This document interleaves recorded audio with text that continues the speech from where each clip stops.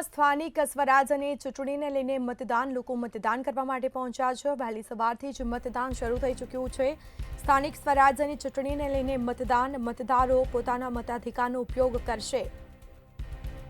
1,20,771 નાગરિકો પોતાના મતાધિકારનો ઉપયોગ કરશે, જેમાં ખેરાલુ વડનગર નગરપાલિકા સહિત 26 મલેકપુર, ખેડ તેમજ ડભોળા, કુંડા, જૂથ, મોલીપુર, કુકરવાડા, જોટાણા બેઠક ઉપર મતદાન, મરતોલી, અગોલ, નાની કડી તાલુકા પંચાયતની બેઠકો માટે મતદાન યોજાયું છે।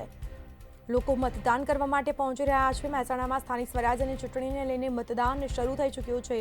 વહેલી સવારથી લોકો મતદાન મથકે પહોંચ્યા છે, પોતાના મતાધિકારનો ઉપયોગ કરશે।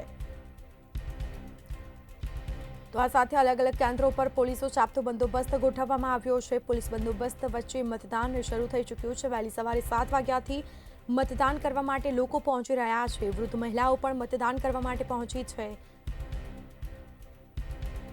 તો અલગ અલગ જે કેન્દ્રો છે ત્યાં મતદાન કરી શકાય કે યોજાયું છે અને તમામ તૈયારીઓ કરવામાં આવી।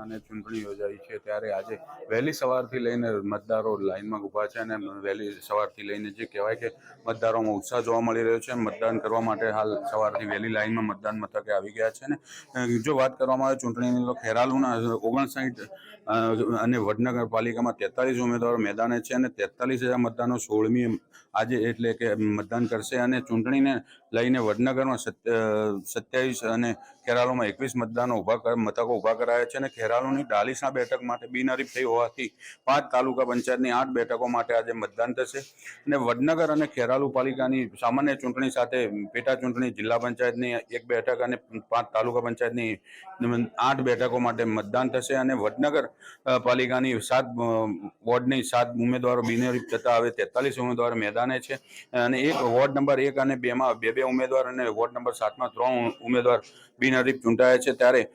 24,045 મતદારો માટે આજે 27 મતદાન મથકો ઊભા કરાયા છે વડનગરની અંદર અને ખેરાલુ પાલિકામાં 6 વોર્ડમાં 59 ઉમેદવારો માટે મતદાન થશે અને અહીં પણ 19,121 મતદારો માટે આજે 21 મતદાન મથકો ખેરાલુમાં ઊભા કરાયા છે। અલ્પેશ પટેલ, મંતવ્ય ન્યૂઝ, મહેસાણા।